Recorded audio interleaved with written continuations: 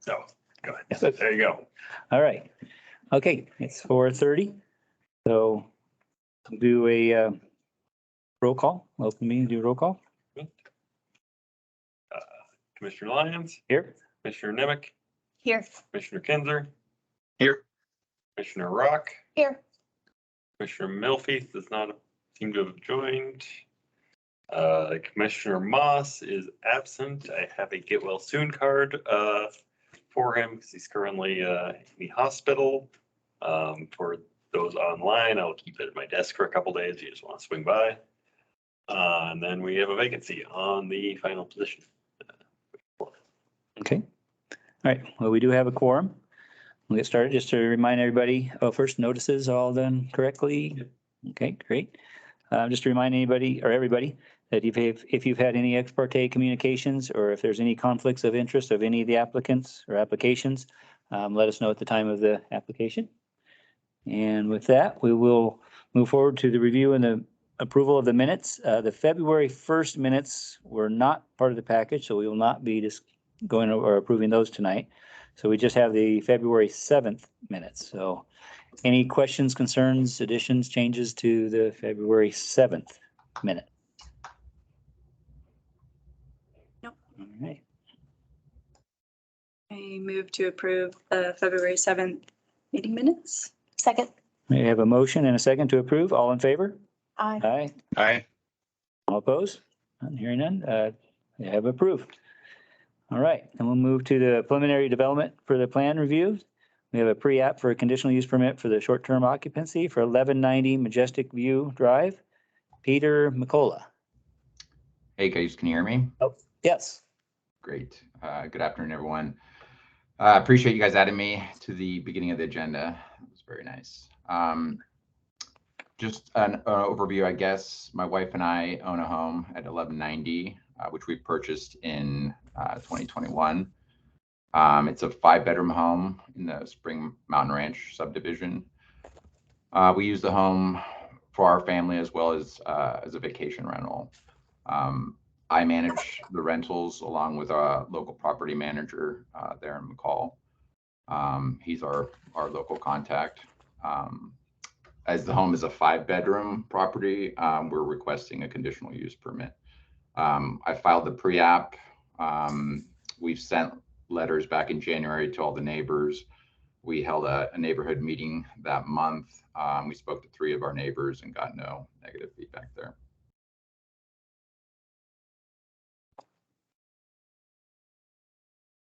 All right, staff, any input on this one? This is again a conditional use permit for short-term rental larger than 11 people.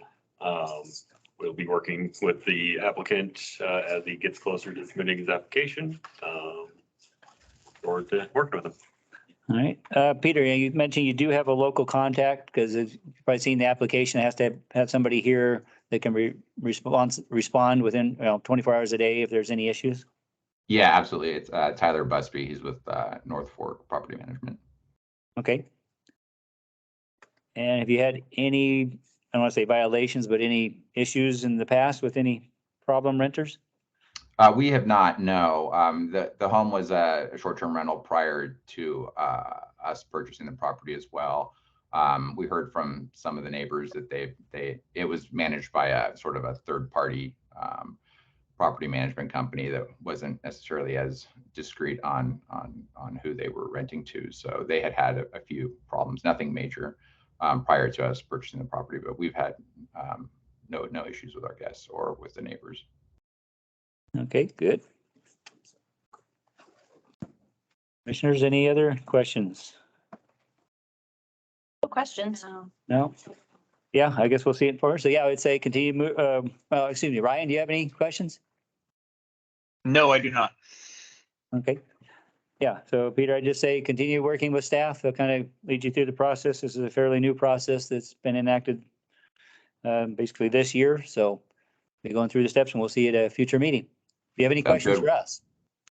No, not at this time. We'll talk, I guess, the next meeting. Okay, great. Thank you very much. Thanks. Have a great day.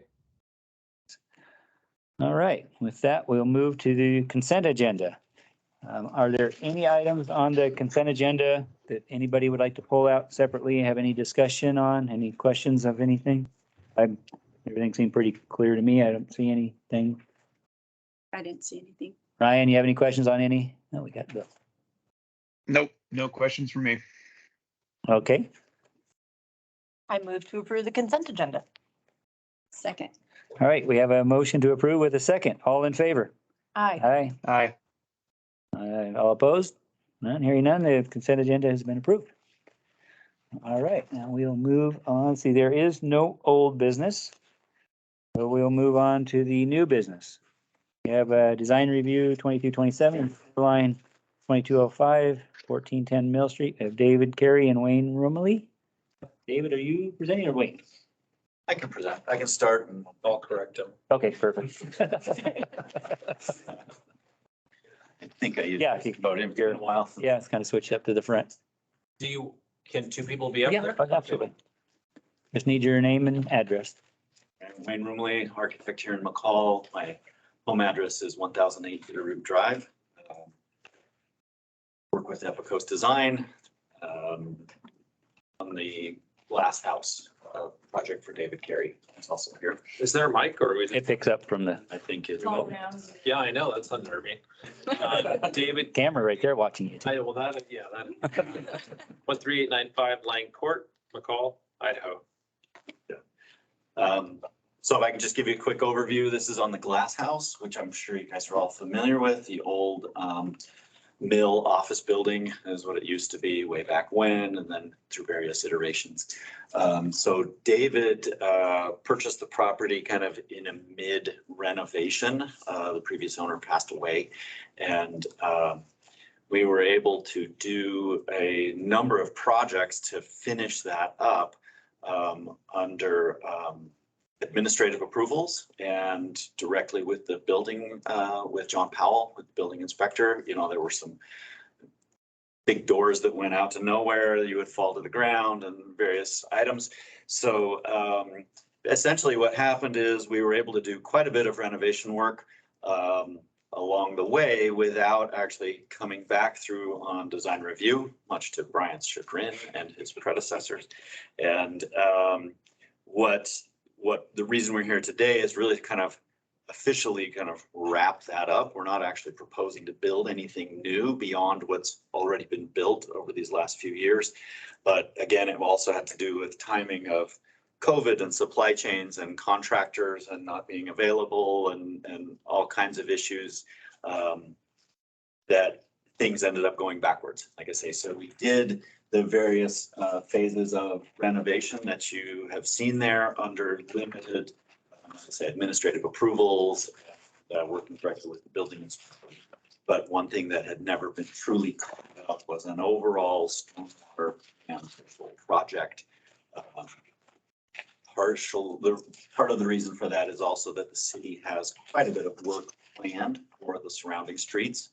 Has streets on three sides, as you know, Mill and then East Lake and why my Hemlock.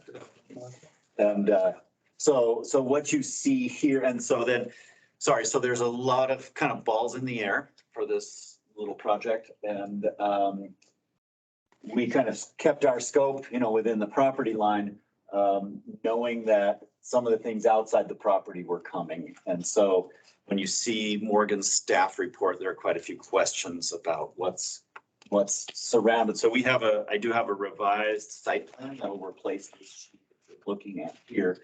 And that more clearly delineates what is not being done by us. So Morgan's questions were, when are you guys doing this essentially?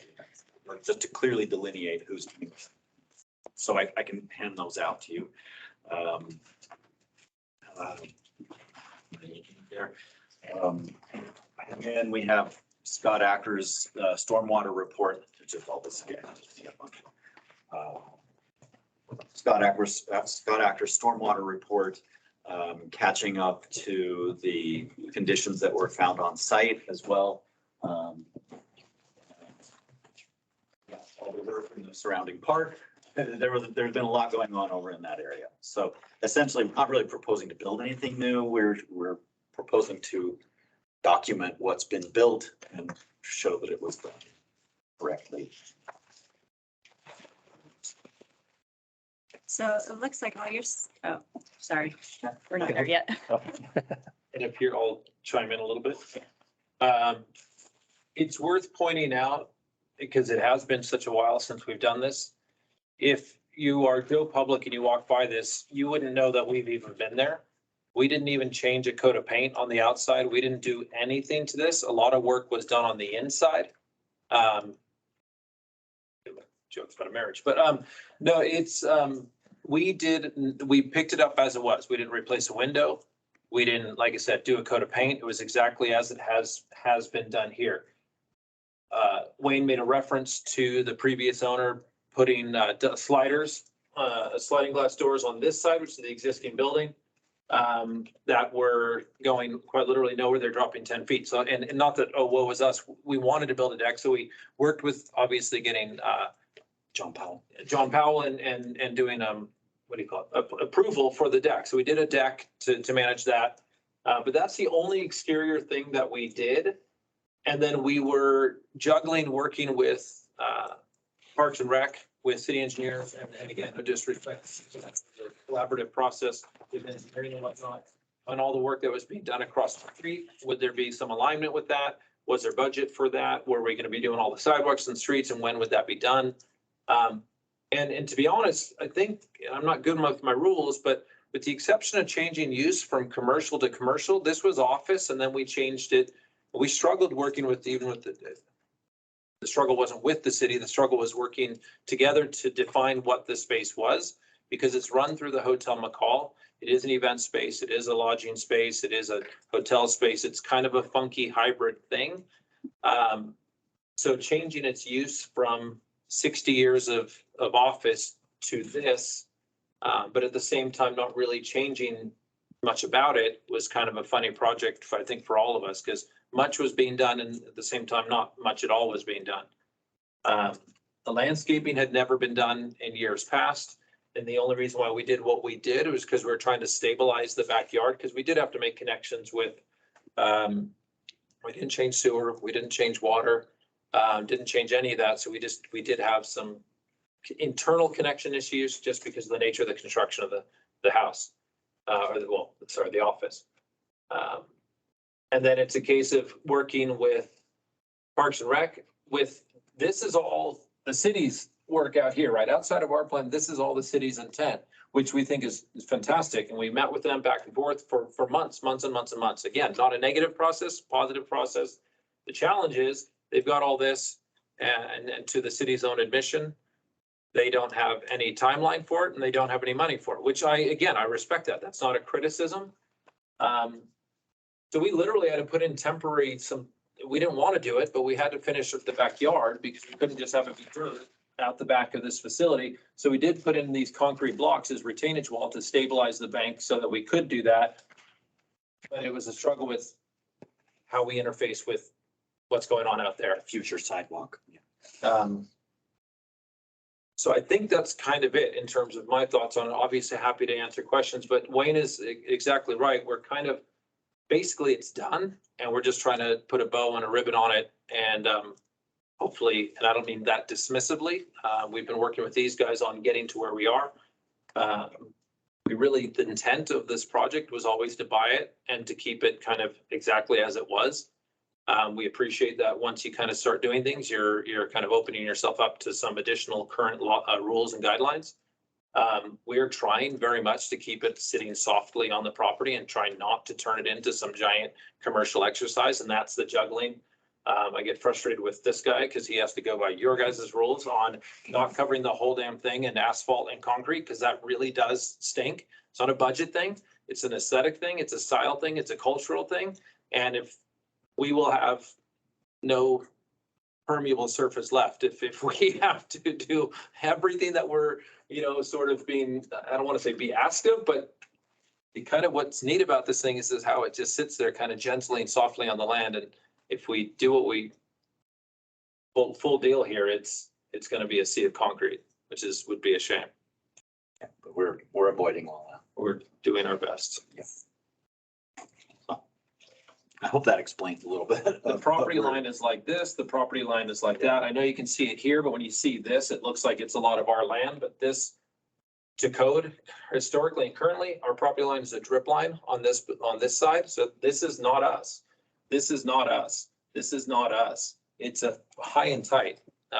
Having said that, it's still a single story building, so most of it, with a lot of land on either side of it, but not much on the, again, for lack of a better, north and the south sort of. Stop looking. Okay. Commissioners, any questions before we go to staff report? Real quick, so you're talking about the parking lot that you're wanting paved? Is that what you're? Well, I mean, the front. Or to the parking? I shouldn't, like I said, I end up saying too much, but in terms of sidewalks, more is the issue. ADA access and all, which I have no issue with that. But how much parking and what we do with these, we'd like to do gravel and things like that. We like the aesthetic of that. We like the look of that. But again, we'll do what we need to do. But we're trying to keep the original walkway. There's a moat underneath here that we're trying to restore once the dust settles on this. There's some very big trees that we're trying to keep every single tree that's there. So we're juggling in between that as to where we put these things, whether it's snow storage, whether it's parking, ADA. Again, the nature of the hybrid use of the property is such that we got to have a certain amount of parking on it. And we're, like I said, we're juggling that. Again, we haven't added anything. We haven't taken away anything. Well, again, I take it back. I apologize. We added like a little out here. Yeah. Phase one. Okay. Brian, staff report? Yes, thank you. As they discussed, this application is fairly unusual because they have got a couple of administrative approvals for this and have been operating under a temporary certificate of occupancy for the last year plus. And as a condition of approval on their last administrative approval, which was for the synthetic lawn area that's out front there, and the retaining walls, was to do a design review for the entire site, which they have done, and it looks pretty much like what is currently there. And that's great. And it's, a great iconic historic building of McCall, pretty unique architecture. Yeah, so conditions of approval are pretty straightforward. There's snow storage needs to be identified on site. There's to be room on it for that. And then either constructing the public improvements, which would include the sidewalks and the parking in the right of way, or providing an escrow for that work to coordinate with the full set of sidewalk construction down Lake Street. We're talking a sidewalk around the perimeter? Yeah, that is shown on plans. Is that? Okay. Okay. So was it the sidewalk part of the city plans when they were doing the park renovation? What do you mean? The sidewalk going around it? That's what I'm getting confused at. Okay, so it's Yeah. all city land or it just doesn't have the conditions of approval with it, so I'm not able to refresh my memory what they were, but. I got it right here. It's. I could. But maybe help we can jump clarify back that. to, oh, who's that, Michelle? Morgan. I was just gonna jump back, so I was like, wait a second, let's jump back to Morgan and then we can come back to it. So, okay, Morgan. Staff report. Sure. So have been working with David quite a bit on this, as he mentioned, and kind of working through this design and how it will integrate into the future East Lake Street design.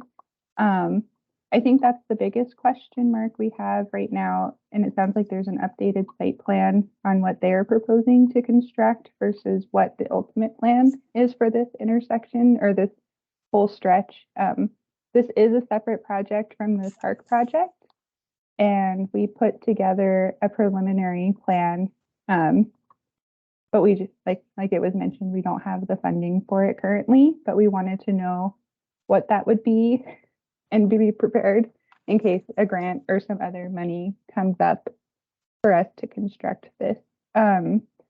So the biggest question is what they are proposing to construct. Some improvements would need to happen. We just don't know what the extent of those are, and what would be considered proportional. We haven't worked through that all the way. We are working through the stormwater concerns with CSASH engineering. It's almost there. There's just a few minor details, and just clarifying some of the items in the report.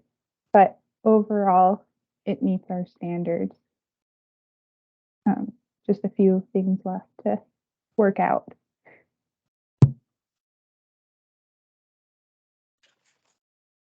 Okay. I'm still trying to wrap my head around. So the sidewalk, the perimeter sidewalk, was that something that you're now asking David to participate in? Or is that just that's what's going to be done eventually when the city has the funding? I am asking David. In it. Okay, so there Okay. was a project, like the city had a project that they were planning to do that incorporated improvements to this specific location coincidentally. Yes. And now we're asking because this is a new development kind of? Is that like, that's the approach that we're asking for participation for this portion in front of theirs, which is somewhat normal for new development. Is that right?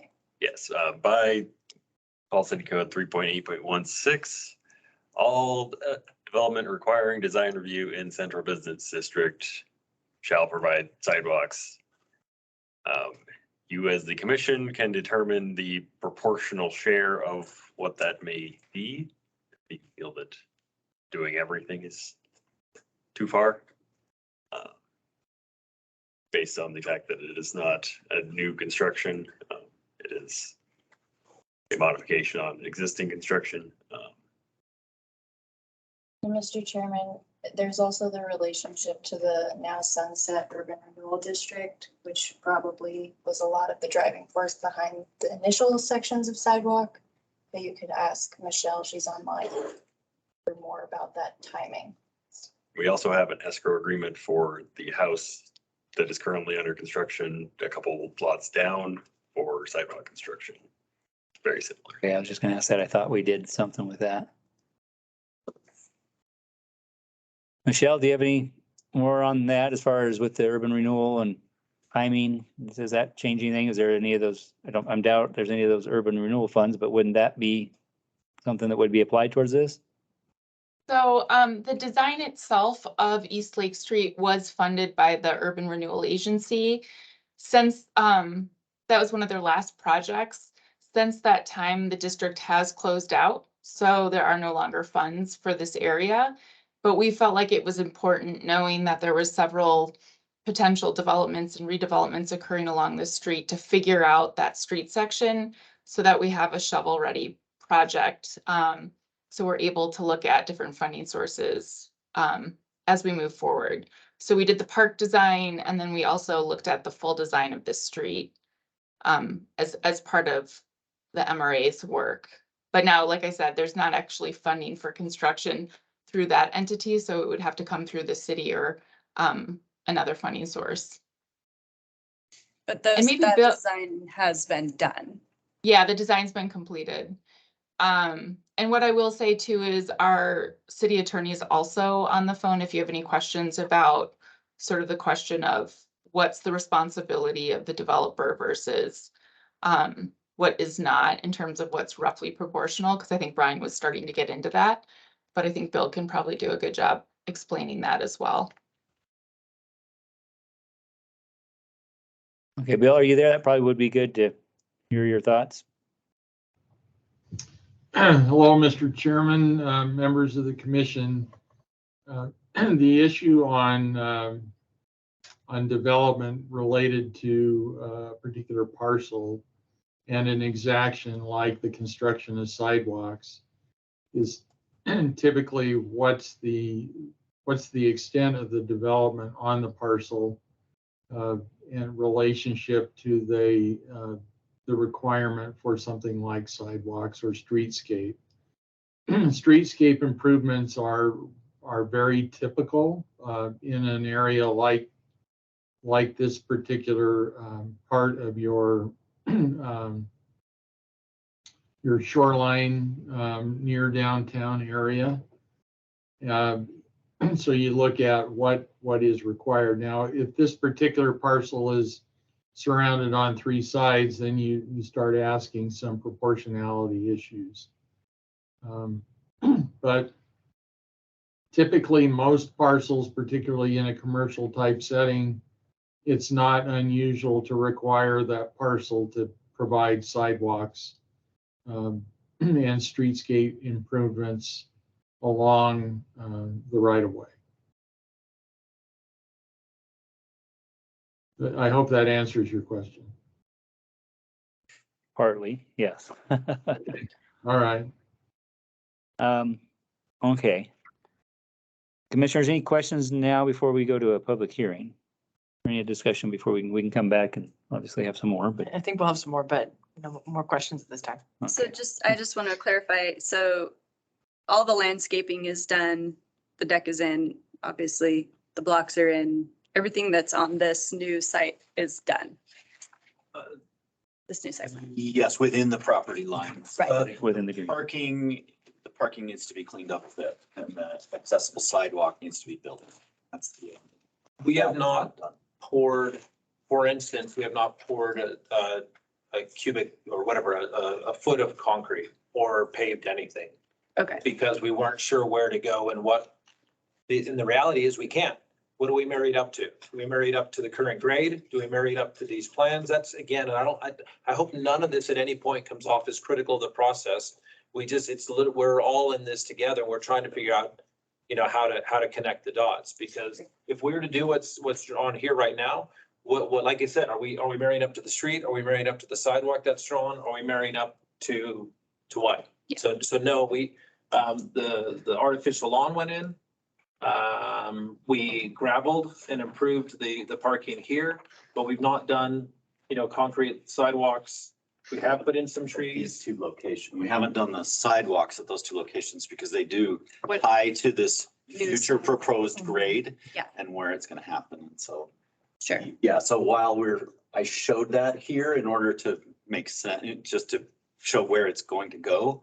I probably should have not drawn that at all, really, and just said, hey, we've got to deal with the current conditions right now. So anyway.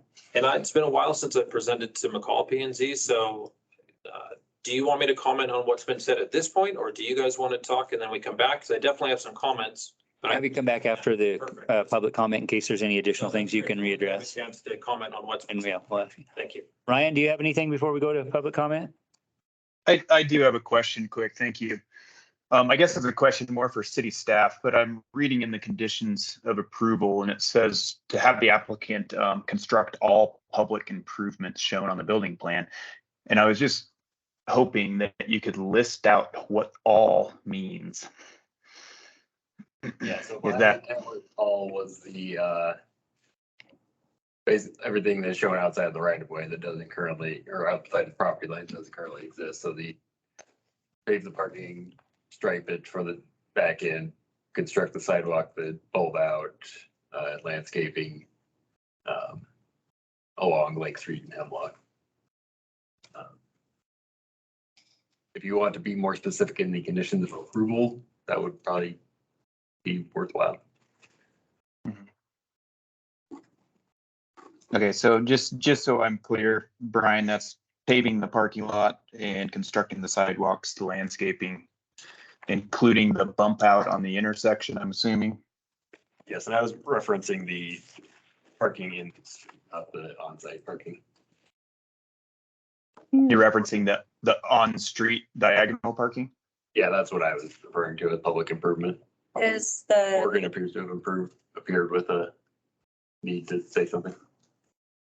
Oh, I was just gonna say, if we might have to look at the design closer if we're going to do not all the improvements to make sure it makes sense also.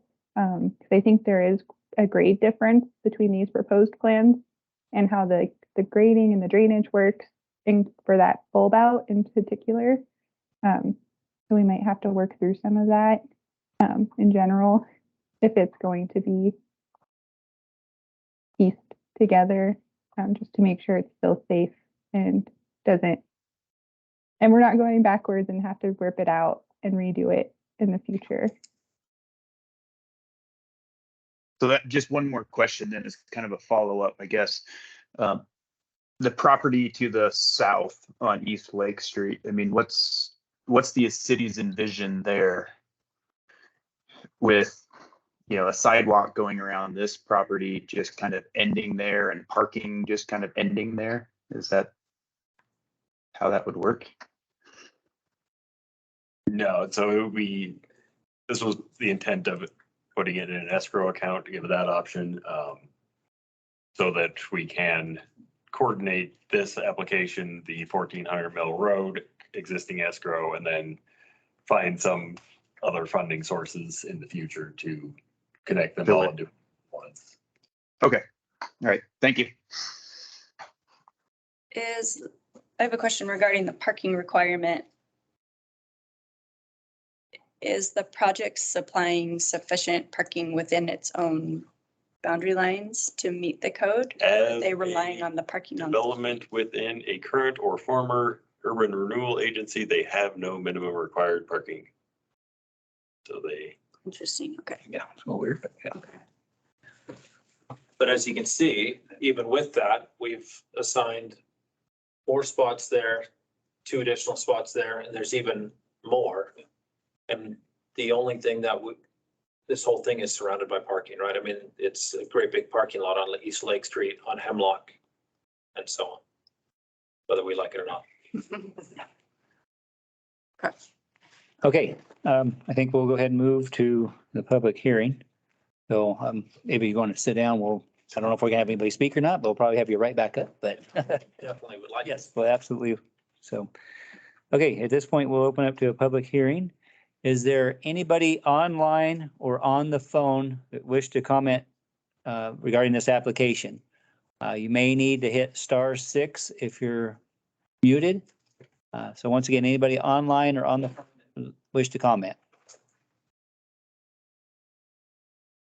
Nobody doing anything? Is there anybody here that would wish to comment on this application?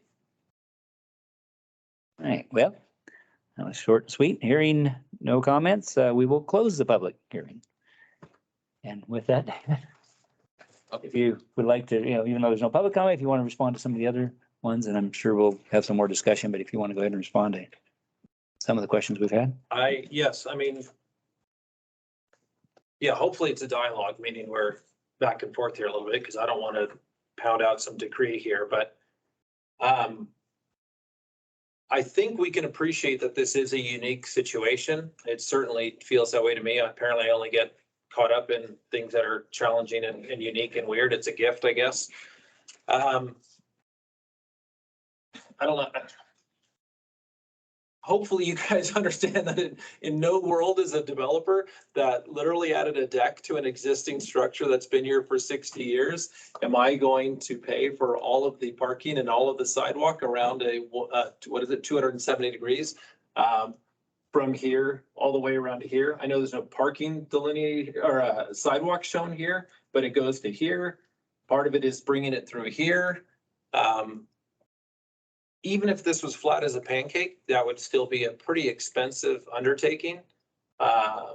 Others have noted that it would be this weird end, and I appreciate that it's be funding for future, whatever you call it, but I don't see.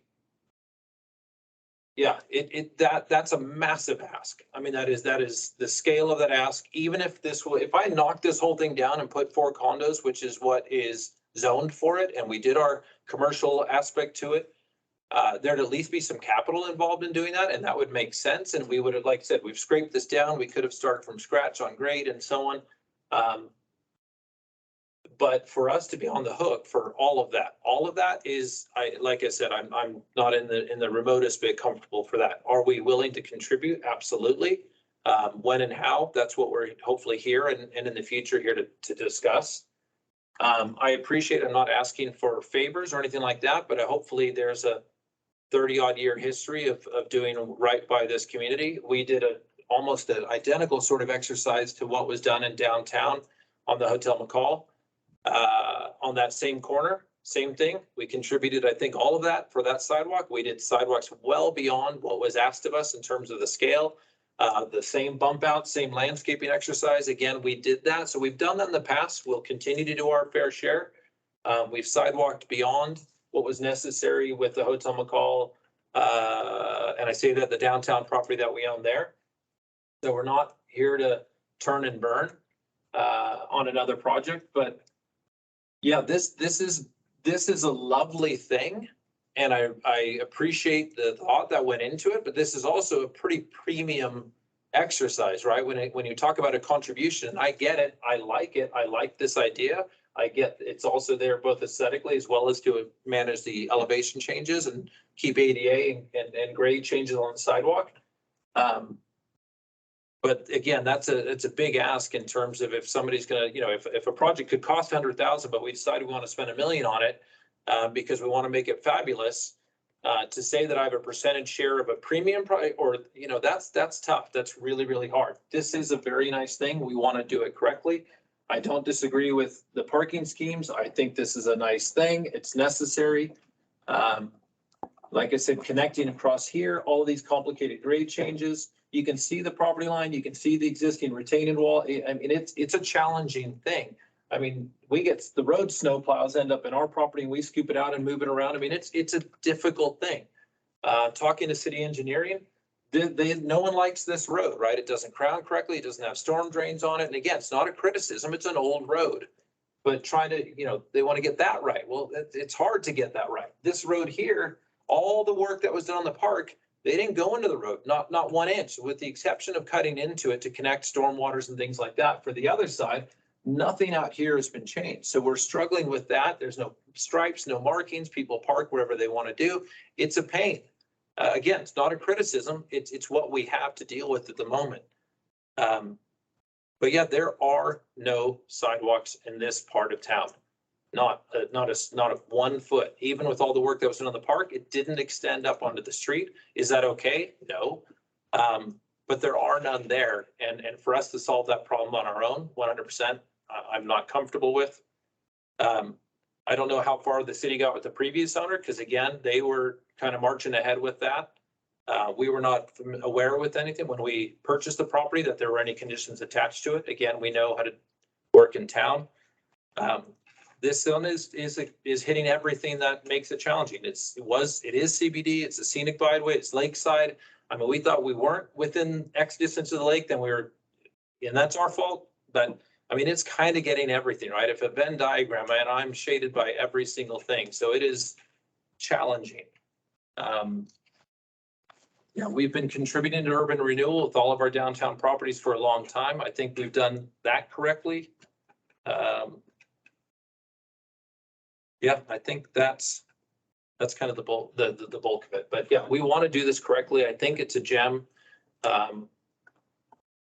Yeah, we love it. We hope to do it right and to finish strong with it. So hopefully we can, yeah, be a part of that with working with the city on that. Commissioners, any questions for? No questions for me? Not right now. So as you were working on, obviously, some of this stuff and getting administrative approvals, was anything said about the sidewalk? Yes. Yeah, no, like I said, it was something that we've been working with Kurt Wolf. But what extent, I guess I should say, what extent was discussed as far as they thought you? Plans were, I think, being worked on at the time. I think for the last several months, these were, I forget when this was completed. I don't know if it's a work in progress. I'm sure it always is. But no, they weren't presented to us when we bought the property at that point, but I know they were working on it, or I believe they were working on it. I shouldn't say I know that. But I guess, you know, the sidewalk was coming, didn't necessarily show the bulb or the wraparound or anything. It was just, okay, there's something coming, but Yeah. there's nothing definitive at that If point. I can speak to that a Yeah. little bit, and I don't know dates off the top of my head anymore, but honestly, it arrived as we had like a little image in a PDF. I think either Horrocks or one of the engineers drew something as a more of a presentation or a concept that showed this. And in fact, if you look at some of the earlier documents, you'll see that image is just kind of slid under there. And then as I recall, we ended up turning that into a CAD, just tracing it and putting our efforts on there in order to get something to understand. Because we're right. There's a lot of slope even in the backyard or the lakeside as it falls away down to the street. Essentially there, we wanted to make a level terrace. And how do we interact to a future sidewalk that we don't even know what it is? And so that's where we started building this CAD model to show what we think is coming, you know, again, based on this little PDF image, little Acrobat concept. And so we turned it into a CAD model, but I don't think there is technically an engineered CAD model of it. And that was in order for us to understand, you know, are we building a 3-foot retaining wall, a 6-foot retaining wall, a 4-foot retaining wall? So by us modeling all that around there, we modeled it, we as Epicos, we modeled it in order to understand there's a little door right here. And so where does that hit the sidewalk? And then where our ADA sidewalk comes out this way to the street, we were trying to understand those 2 points. And so in order to understand those 2 points, we put a CAD model to it, and it makes it look more real than it is. Even putting in retainage for the existing doors that again have been there for 60 odd years, just trying to do that. Because at the moment, like we said, that drip line, I mean, there's concrete that goes into the city property, or it did. It's not there now, but yeah, interfacing with that was a challenge. Yeah. We have flooding in there, and again, that's not city's fault. I mean, it's the amount of work and staging all around here with the work done in the park, which is magnificent. It's not a criticism, it's fantastic, but it's been chaos around here for a long time. Obviously it's done. But yeah, it's been challenging juggling our side of it, even as it is with the grades that are there right now. In fact, we kind of unearthed that stormwater pipe that nobody really knew existed or didn't remember, right? It kind of been sloughed in, all this ground just kind of sloughed in around it. And it turns out there was a pipe going under the road leading right out into the lake. So you could deal with that. Okay, commissioners, any questions for David at this point? I think Morgan's been. Oh, Morgan? Yes. I was just gonna clarify a little bit. We did provide some design documents to the applicant team, and we did work with them quite a bit on getting those elevations right, because we knew there was a grade issue with that door on the north side, and working with our engineers to get the grading for the entire road to work. So we did work with them to try to get a concept that worked for both parties. So I just thought I would add that little bit of information that we've been trying to work together to get a product that will benefit everybody in this situation. And I totally agree, and I hope I didn't say otherwise. Like I said, I think this drawing reflects, that's what I'm saying. This is a premium product. This is taking into account a lot of those changes. And this is definitely not what we started with. And I mean that again in a positive way, that we've ended up here. This reflects great changes that are harmonious with wheel traffic and whatnot. Agreed. It's just, yeah, like we said, we ended up with something that's pretty fabulous. So that shouldn't be a penalty for doing that, in my opinion. Okay. And Commissioners, if any I other? could Oh. just add a little bit more information. So the MRA did have a waterfront plan that was developed in 2005. It did include a sidewalk on this side of the street, but the level of detail did not include like this bulb out, for example. It had back-in parking and a sort of a regularly sized sidewalk on the east side of the street. And because we knew this development and others were coming in along the street and knew that there was issues with that existing road, that is why the Urban Renewal Board decided to go ahead and pay for a design of this street so that we would have better information moving forward. And it was obviously also a progression just of 15 plus years later that there's, different usage. The park was totally redesigned, but it's still sort of in the spirit. I think the sidewalk itself is in the spirit of the original plan. And then this is just this is more elaborate, as David mentioned, I think, than what was initially envisioned. I will just say also that I think ultimately the commission, your job is to sort of decide, what is the level of improvement that the developer is responsible for, and and then just the timing of that. So that's sort of the probably the more focused conversation, just to bring it back, is what is sort of roughly proportional to this project itself, and then potentially what's the timing of this project.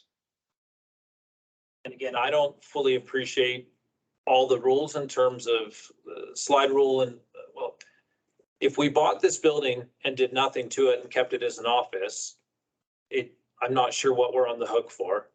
If we buy this building and do no physical changes to it, but change the use of it, I'd be interested, and again, and so with no monetary is changed, no money, no investment, and it's just kept as it is.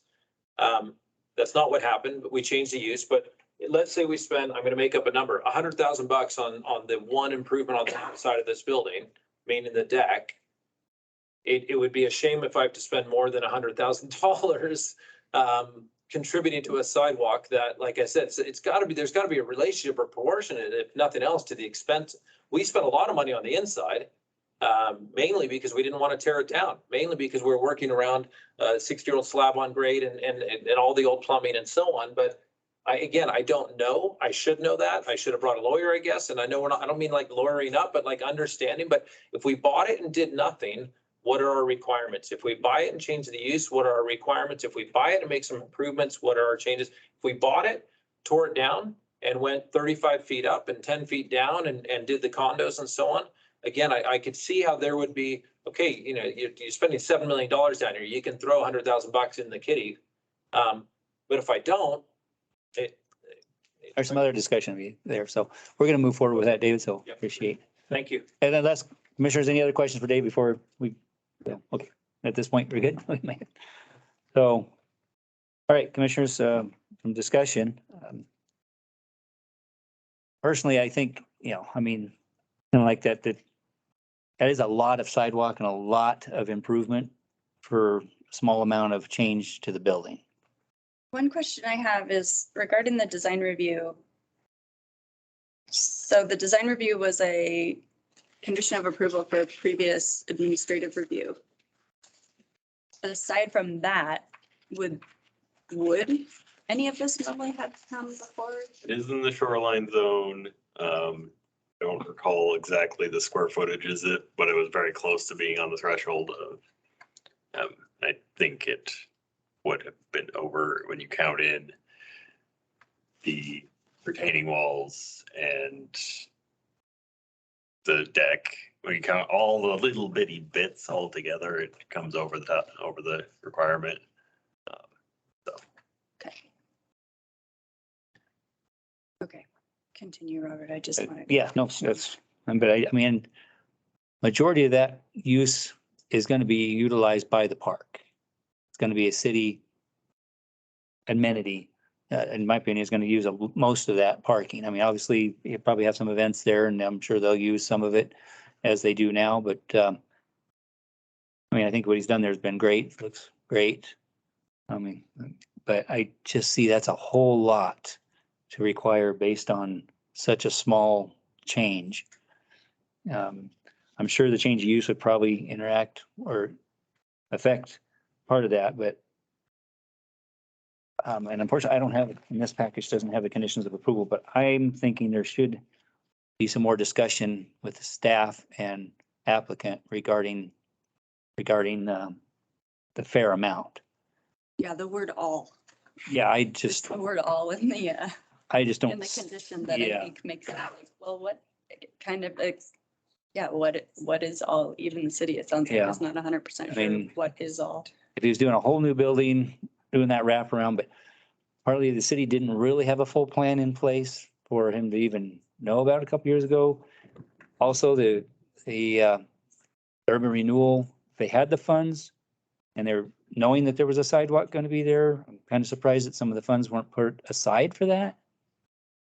I don't know how that works when it sunsets, but if they knew that was coming along, I have some issues that all of a sudden this has to be done in urban renewal after raising those funds for the last 20 some years. It's not there to assist in exactly what some of that was going to be for. So I don't know, that's just kind of my thoughts. The words that come to mind in looking at this is what's rational, what's reasonable, what's proportional. And like if they raised the entire structure and we're building a multi-million-dollar structure, then investing in this would be proportional and rational and reasonable. And it makes sense with the code. But, adding a deck, adding some landscaping, doing a lot of internal work doesn't seem to pass a threshold for me to require the applicant to invest in an entire street parking situation. So I definitely think it would be appropriate to kind of look back and like have the applicant talk with the city staff on what is a reasonable proportional amount of investment into this future project. Because I do think the applicant will benefit from this work.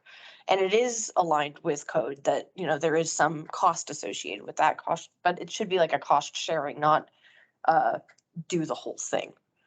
And so that's what that comes to mind. And then I think Morgan mentioned something that if the street plans aren't completed, then engineering might need to come back and take another look at the drainage report and things like that. So I think that would be another element to send it back for of, take a look at this without that street sidewalk plan. I don't know, for me at least, I don't know that I am like, this needs to go back to staff to figure out, because my understanding from listening to Bill was that it was almost up to the commission to decide, well, what do we think is proportional? So the way I would assess proportionality is by how much did your project cost versus how much is the land versus how much is the you know what I mean? Like, and do like a percentage, like that's how I would assess it.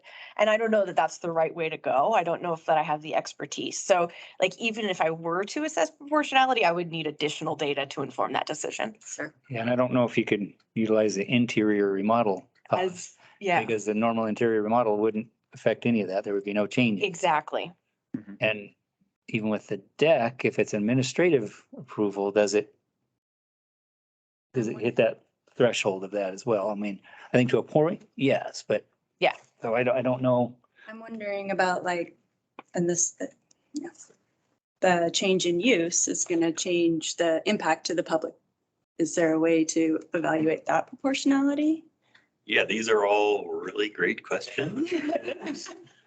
This is kind of the challenge with these proportionality questions, and the change of use is something to consider. The cost of construction is something to consider. The impacts on future developability is something to consider. When are we going to have another opportunity for this? Yeah, these are all things to keep in mind and Still kind of like to work through, and some direction on what you guys could consider proportionality to be would be helpful in this context. Okay. Ryan, do you have any extra? Tom has also appeared on. Tom is with us now? Okay. Well, first we'll hit Yeah. Ryan. I'll make a few comments. I mean, number one, I agree with everything that you guys have already been stating. Personally, these are the projects that I would like to encourage in the city. Is, coming in and actually renovating an existing building and maintaining that character in McCall versus scraping the ground completely and building up condos and making $1 million off the project. So I find it personally really hard to kind of almost penalize, an individual that's coming in here and doing this project in this way. So I think the proportional thing here should be, pretty much tied to what was done on the exterior of the building and really shouldn't count the interior. And from the sounds of it, it was, very limited work on the exterior. So. Yeah. Tom, were you here for the whole presentation? You able to comment or any questions? Oh, I'm good. I have no questions. I'm good. Okay. Well, I mean, right now, we would be able to figure out, obviously, the costs that David incurred on the remodel, but there is no estimate of cost to do the sidewalk. Right. Because like say, if it was flat, you could probably figure out a fairly easy one, but there's some slope there. If they're gonna do that much, they're probably gonna tear into the road a little bit more. There's a lot of questions there, and I don't know how we put that. I just think it almost has to go, and again, check with urban renewal, if there's no funds there, but I think there's some more discussion with staff and the applicant. And maybe with kind of our feelings, it sounds like we're all on the same boat or board on the same board to try to figure out a proportionate that's reasonable. And I can tell you, to me, the whole thing is not reasonable. That part is, to me, a no. And I think other commissioners, I don't want to speak for you, but that's the input I'm feeling. So I think there needs to be some more discussion on what would be reasonable. And I don't know if the staff, one thing off the top of your head, remember what the proportion was for the new home that's being built? Because that was a tear down up from the ground up. Or was that a vacant lot, I guess? It was a vacant, or I don't know. I think it was a vacant lot on that one. It was a house that was torn down a long time ago. We've also got Bill on the screen again.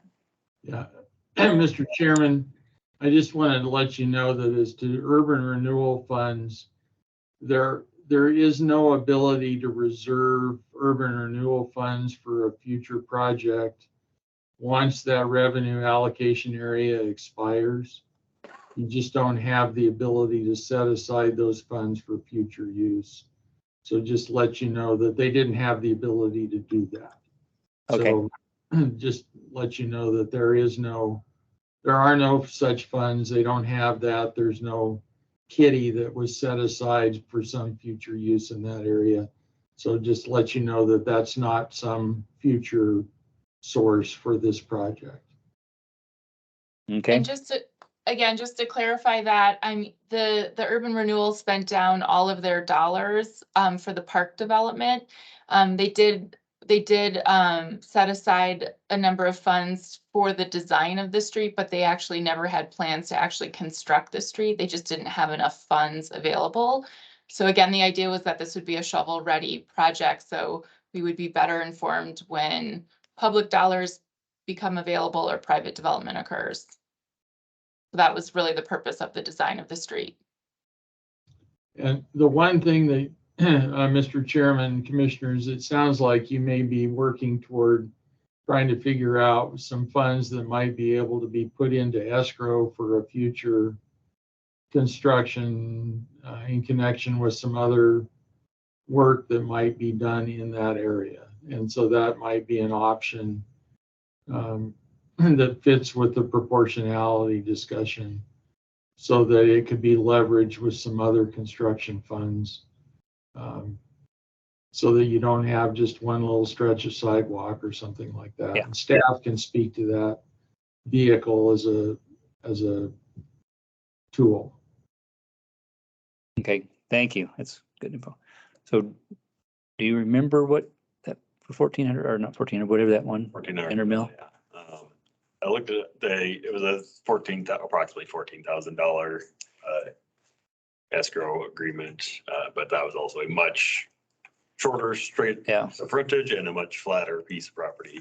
and a much bigger project as far as a total brand new Right, as far as big construction. Okay.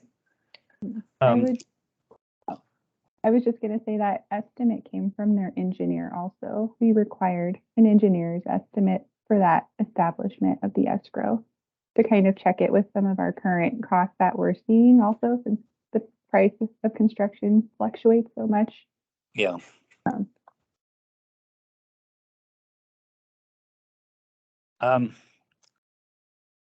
I just think staff and applicant need to have some more discussions, kind of going with some of our input of figuring out something proportional that makes reasonable sense.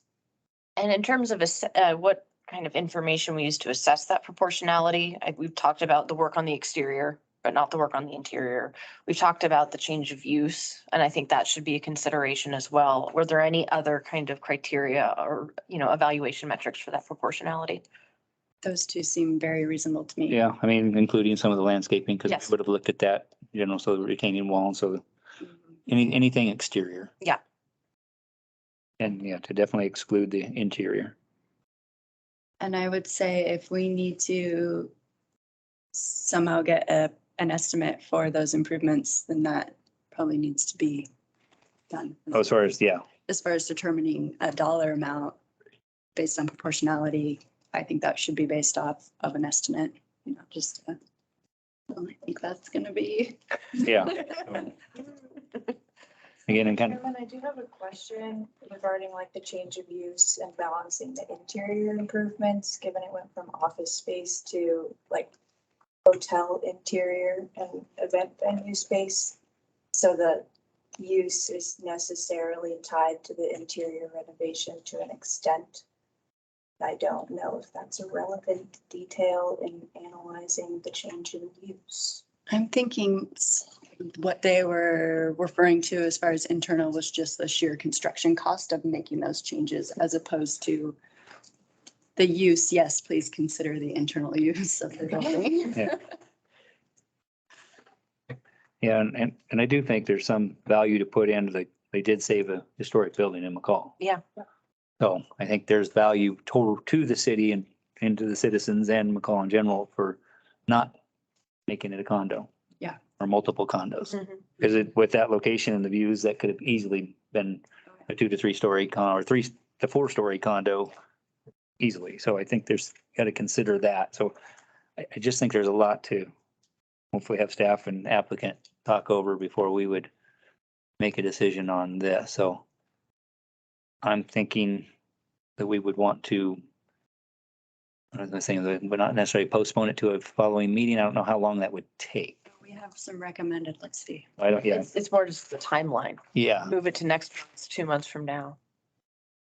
Staff, what is your thoughts on timing? I mean, I don't know if it's gonna be, even how quick you get any kind of numbers. Or, Scheduling myself and Public Works into a meeting is always a bit of a challenge. But I think we could probably get something together. but we could put 2 meetings out if we need to, but I mean, at this point, it would continue to have the conditional C of O to be able to operate without any hiccups, because it already has been. So I don't want to have anything that would preclude them from being able to utilize, even though the next 2 months, probably not much going to happen anyway. We could always continue it to the next one, and then if they can't manage to get it completed, then we Continue can it again. Continue it again. I think that's. So have we given staff and the applicant enough information of what we're thinking? I believe so. Okay. So do we want to attempt a motion? I will with these Awesome. awesome. I move to continue DR 2227 and SH 2205 to the April 4th, 2023 meeting and not do any of these things. Direct staff to With the applicant? work with the applicant to try to come closer together on potential, thank you, a proportional share of public improvements. Second. Right, we have a motion and a second. Maybe we'll do a roll call vote on this one. Commissioner Lyons, Yes. Commissioner Nemec, Yes. Commissioner Rock, Yes. Commissioner Kinzer, Yes. Commissioner Melfi. Yes. All right, motion is approved. All right, thank you very much. We're working with staff and you guys can, with that. Okay, let's see, I'll make sure which one we got here. Okay, so we got design 2302 and scenic route 2301 for Courtney Bork and Greg and Sally Middlecoff. Are you with us? I'm not sure who's going to be speaking. This is Courtney. Can you hear me okay? Yes, Courtney. Hi, everybody. So Courtney Bork here, McCall Design and Planning, 121 Commerce Street, McCall, representing Greg and Sally Middlecoff. And their property is 2078 Warren Wagon Road. This is for the construction, the new construction of a 2,205 square foot, 3-bedroom, 2-bath house, which would include an attached 576 square foot 2-car garage. Currently on the property, there is an old cabin. This cabin has no foundation and has some of our very friendly furry creatures living in it. So it's time to upgrade the use of this property. The lot is 12,615 square feet. The allowable lot coverage is 3,532 square feet. We are proposing 2,787 square feet of coverage.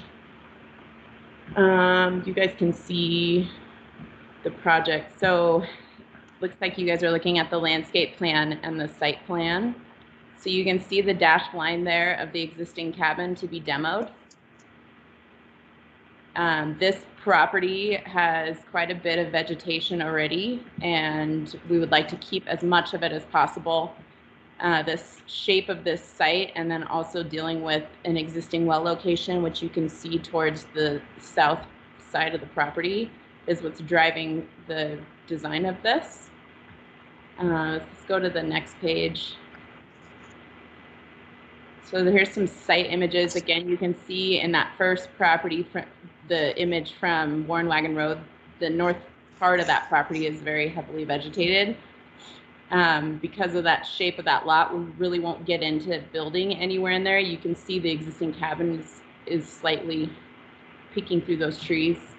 And then that next image with the red vehicle in it is a view from Rocky Shores. The project is actually, the location is from Warren Wagon Road, but they access the property off of Rocky Shores, and they would like to continue to do so. A couple of the other images there are just different angles of the existing cabin and the driveway, and again, visual of more existing trees and shrubs on the property. So we can go to the next page. Just proposed floor plans. Very simple floor plan. Again, 3-bedroom, 2.5 bath, attached 2-car garage. Next page, please. Some elevations. The proposed maximum roof height is 25 foot, about 8 inches on that high side. Next. And then we can go to the 3-dimensional renderings. And then if you go to that last page, it'll show materials. So proposed materials to be pretty natural, neutral colors, Montana timber siding, cedar shingles, some stone accents, and then asphalt shingle roof. And that's the project. All right. Any questions before we go to staff report? Everything looks pretty good. Okay, thank you, Courtney. Thank you. Ryan, staff report. All right, yes, thank you. This application is for a new residence on Scenic Route. As presented, it is pretty fits pretty well with our code. Single pitch roofs, natural materials, wood and stone siding. They need to show a few more shrubs on their Scenic Route landscape plan to be in line with code. They have not identified snow storage. Other than that, it's all meets code. We are working on doing some more historic preservation work in McCall, and we'll be getting more of this sort of stuff with future.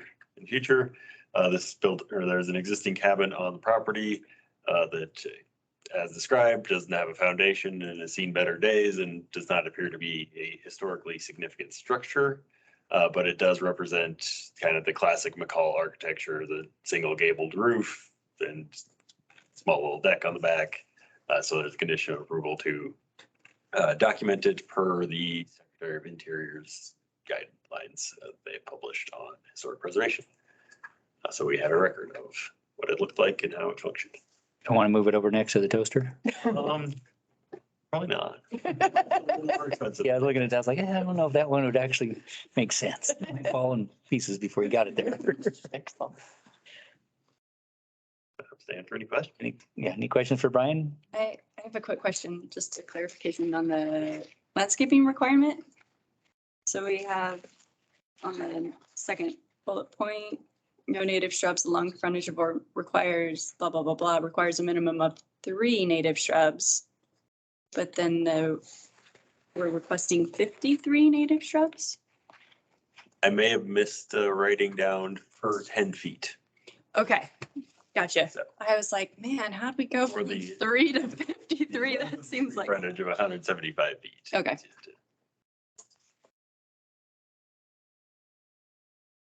All right, Morgan, do you have anything extra for us or for your report? So I have had a few discussions with the applicant and their team regarding the stormwater. I still need more items to determine if it'll meet our requirements. It's a little bit tricky because it's right on the shoreline, so we want to make sure the stormwater gets addressed, but we're working through that. That's my only real concern with the project, is just figuring that all out. But we have had communication, so I think we're getting there. Can you clarify really quick? Is that on the? It's not on the shoreline. Yeah, it's not on the shoreline. Oh, sorry. It's not on the shoreline. There's just a few. Okay, sorry. I was thinking of another project, but there are still stormwater Okay. items to be addressed. They're not extensive. It's more identifying where the runoff is going to go, and just providing a site plan that shows where temporary and permanent BMPs might be located. Nothing too extensive, but that's all in my letter.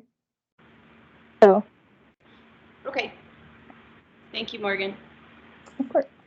All right, commissioners, any questions for Morgan? Yeah, so Morgan, with all of those questions that you still have to resolve, would those all be resolved before the building permit would be issued? Correct. The Okay. building permit is contingent on final engineering approval. Okay. All right, commissioners, any other questions before we go to public hearing?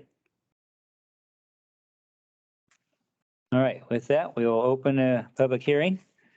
Is there anybody online or on the phone that wish to comment regarding this application? Again, you may need to hit *6 to unmute yourself if you're on the phone.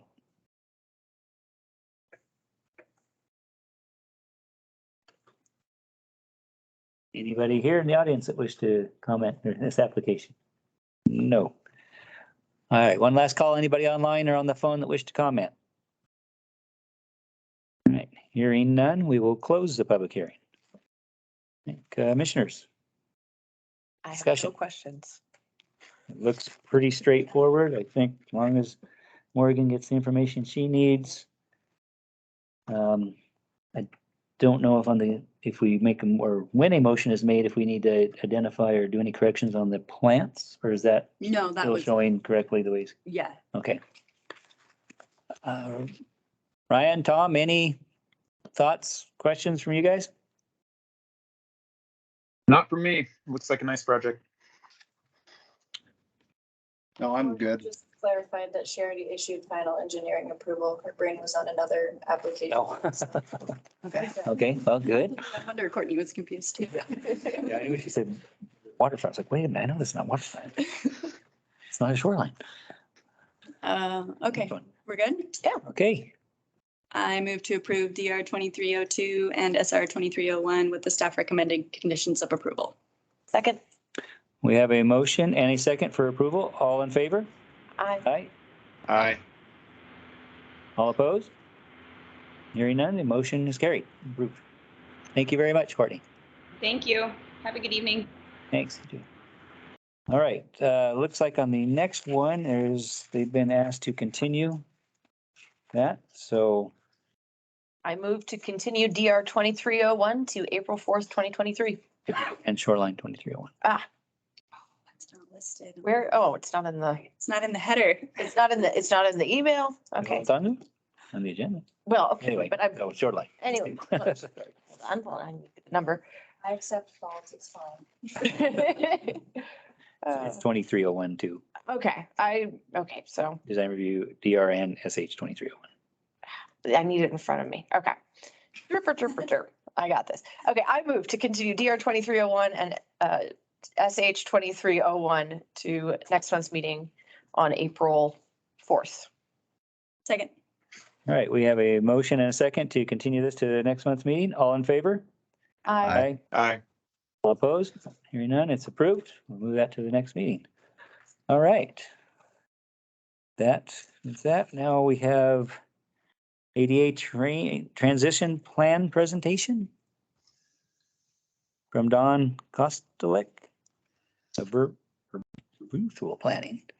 Hey, commissioners, I'm here. I didn't know, Brian, if I need to pull up the presentation or if you guys have it preloaded. It'll probably be easier if you just pull it up. Okay, I can do that. Let's see.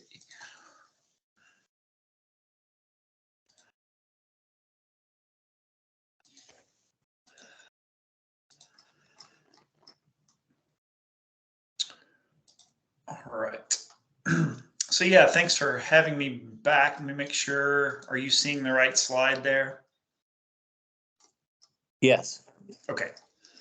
So last month, the council adopted via resolution the ADA transition plan, and we presented to you a few months ago. So I will just briefly review what's there, what it means, and more likely tee you up for maybe a discussion that you can have down the road on this. So in short, the ADA requires any public agency with 50 or more employees to do what's called a self-assessment and transition plan. And that's essentially a bureaucratic code for how well are your programs, policies, and projects meeting the needs of people with disabilities. So whether certainly you had a development application tonight with substantial sidewalks and filling gaps, technically that's not an ADA requirement to fill sidewalk gaps. It's more about when you build something to make sure it's compliant. However, one of the things we heard, and probably not surprising, that actually people felt the gaps in sidewalks on some of McCall's major streets, especially Highway 55, was more of a barrier to access than what an existing sidewalk or an existing curb ramp may be. So that's a little nuance in the federal requirements that isn't necessarily always accounted for. But it's also a large city perspective where they're kind of assuming if you take a city like Chicago or DC, the sidewalk system is pretty well complete. It's just ADA compliance issues on the existing one. So some stuff where this reflects on you and your past efforts. What we try to do with these plans, as well, they can be technical and wonky, and ADA can be that way, is tie it to the broader goals and themes of the city, and certainly the comprehensive plan that you're familiar with. We did summarize pieces of that point to the idea of a McCall for everyone that is accessible. Even things like the current PROS plan is looking at walkability to parks and accessibility to parks, and certainly with the Riverfront Park being a major component of that, the future of that park and what you decide to do with it will obviously impact its accessibility, as well as the pathway connections and things that are already in process to get there. When we think about public buildings and public facilities, we looked at what's called primary function areas. And this is, for example, the room you're sitting in is a primary function of that building because it is used to do public meetings, council meetings, P&Z. And so while we're definitely looking at accessibility to the room that you're in, we wouldn't necessarily be looking at or prioritizing an individual office building where a city employee works.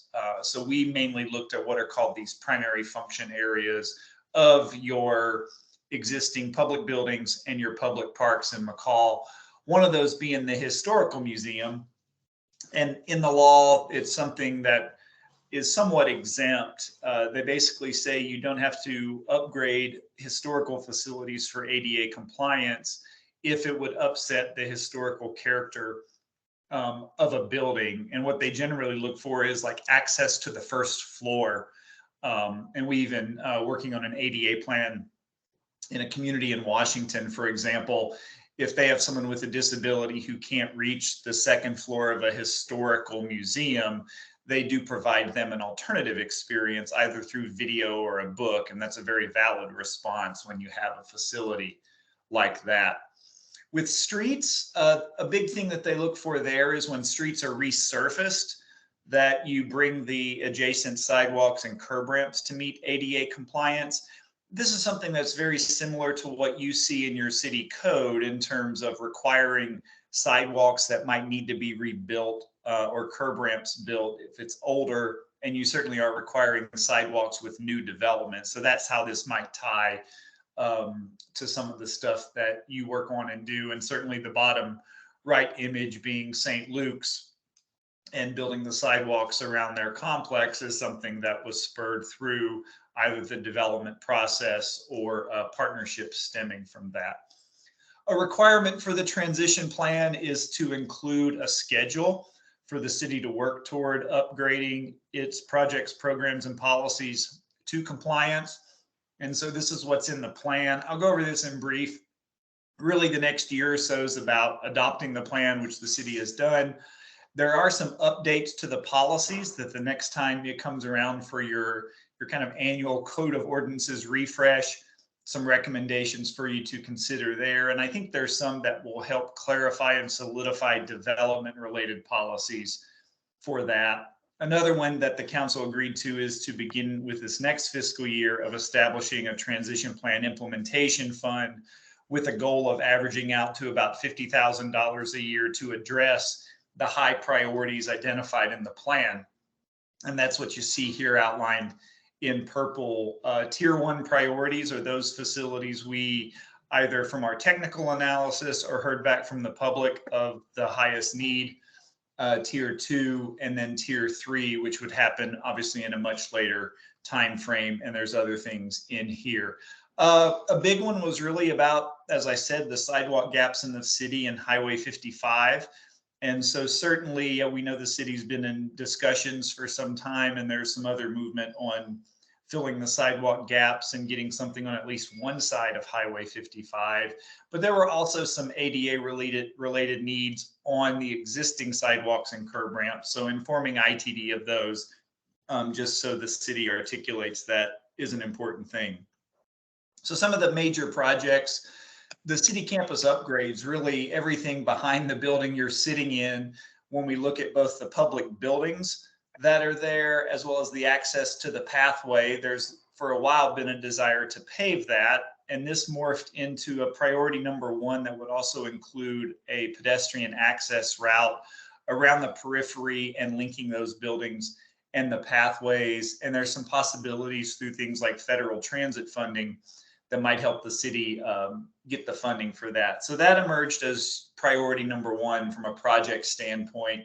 The other projects in terms of public facilities was the boat dock upgrades, which the city is already in process of having, I believe, some funding for and trying to get more.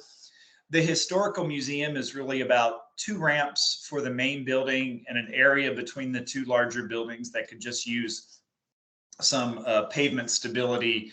Doesn't necessarily have to be paved. It can be a gravel, firm and stable surface. And there's a lot of technicalities there. And then in Gold Glove Park, the city in the last couple of years had completed an upgrade to provide accessible parking and an access route to the restrooms. And so the next logical phase would be an access route to get people to the viewing areas for the ball fields, as well as the playground that's there. And that's one we definitely heard in the public comments of a need. For public rights of way, public streets, there was really a limited number. A lot of the stuff you guys have has been built recently. So things like curb ramps that might have something slightly off from an ADA perspective are more likely the result of just retrofitting old streets. And by the time you take all the slopes and technical requirements of ADA, it's almost impossible to make all of them correct. From a sidewalk repair priority, there's just some that have surface conditions, and certainly nobody is envious of the winter weather and the conditions you guys have that wreak havoc on those.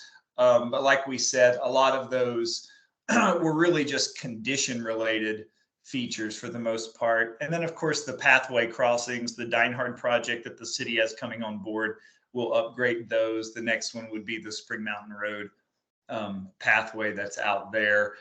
This is just a highlight of where some of the curb ramps are that have some needs. The sidewalks there, we separated that between ITD and city right of way. So again, nothing real lengthy. And mostly these are things like surface conditions. I mentioned the issue with State Highway 55. And really, I think the hopes are there is that by identifying it in a plan like this, it helps to continue to bolster the city's position with the state to at least get some sort of functional walkway or side path on that street because of the conditions that are out there. I'm not going to do that. The last thing of this is really just for the city having an annual report.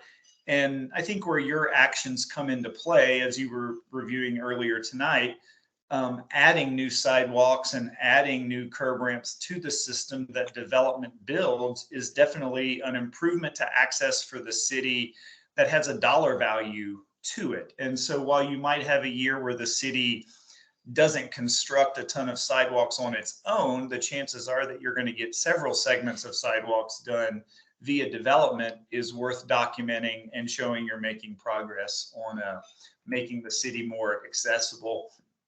So with adoption of the plan, really the things in the next year or so are related to the annual implementation fund and adoption of that. And the last thing I want to address, and this is something I think we're going to probably have a conversation with Michelle and Brian. One of our partners on the project was an organization called Idaho Access Project. That's a nonprofit that represents people with disabilities. And something they are interested in and working with cities is to look at single family home policies that relate to a concept called visitability. And you can look up just visitability online and find what it's about. And if we think about it, think about if you all of a sudden found yourself in a wheelchair tomorrow. Do you have a single 0-step entry into your house? Do you have a way to get from your garage into your house without having to overcome a step? And for a lot of people, the answer to that is no. We did talk to a lady during the public involvement in McCall that her and her husband had moved there after having a second home there. And they purposely built their house to be wheelchair accessible, have wider doorways and things like that.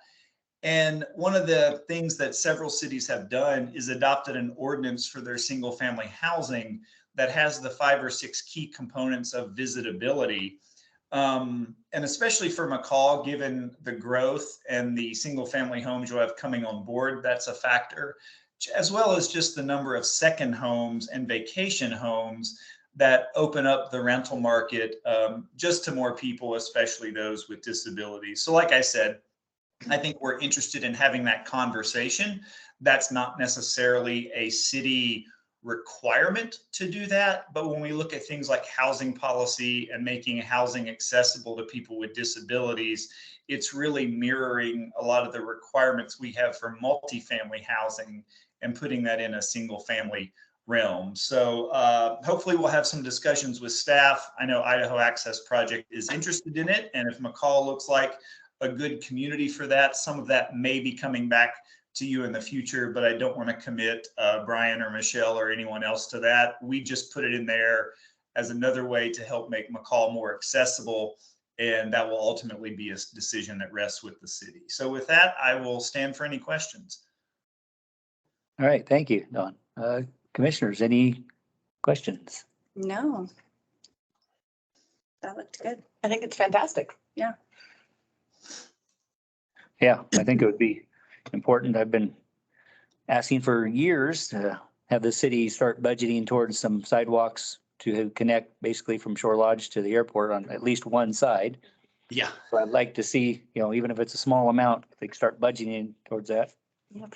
And then eventually, as developments happen, you got some extra funds and Yeah.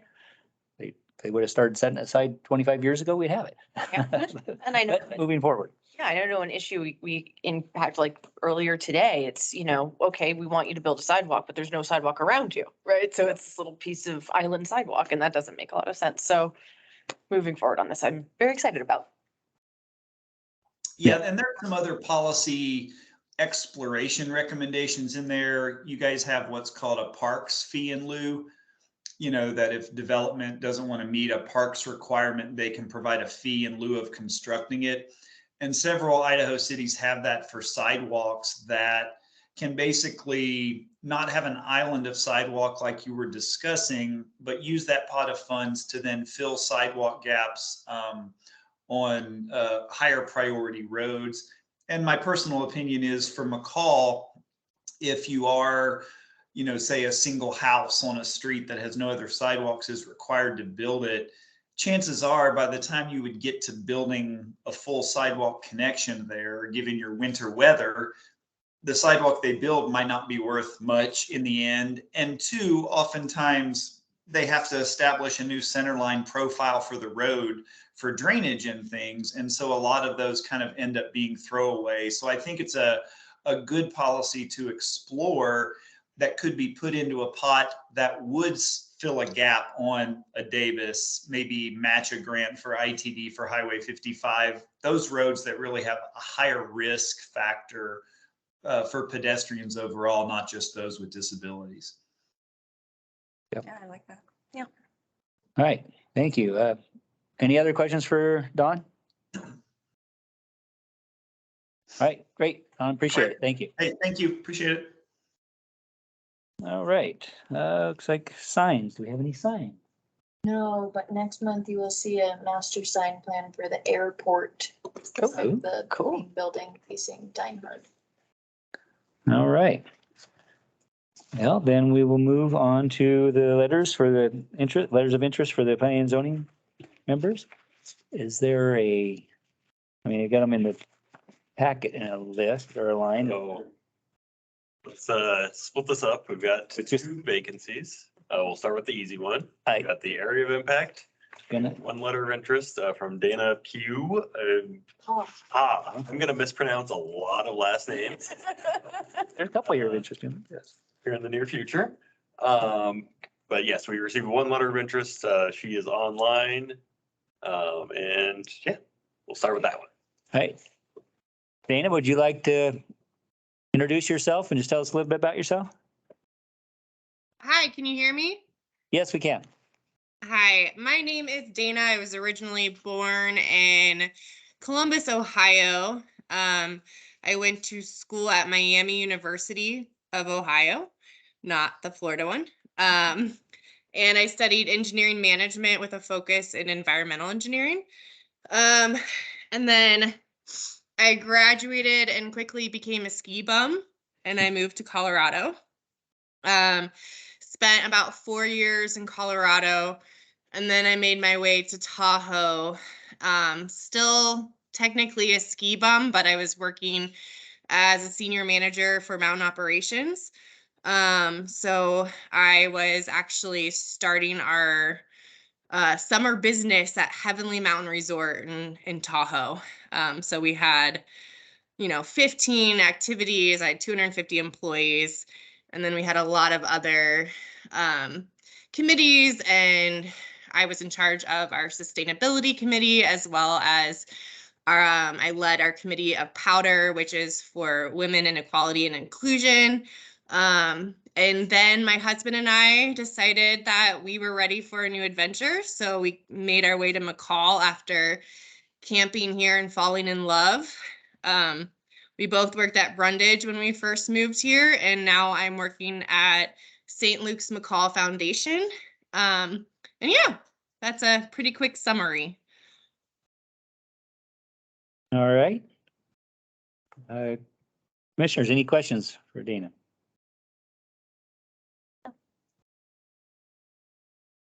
So Dana, with this, go ahead. No, that's okay. I was just reading back through her letter. It looks like she moved here in 2020, so 2 years ago. Just about 2 years ago. And she does live in the impact zone. So we've spent a couple months of advertising for impact zone positions.